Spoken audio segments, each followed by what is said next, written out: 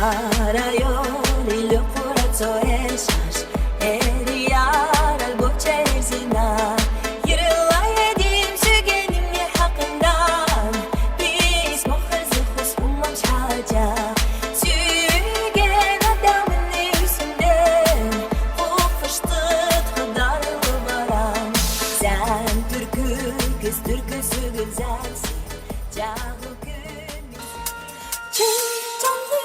vakayet yanıtın ya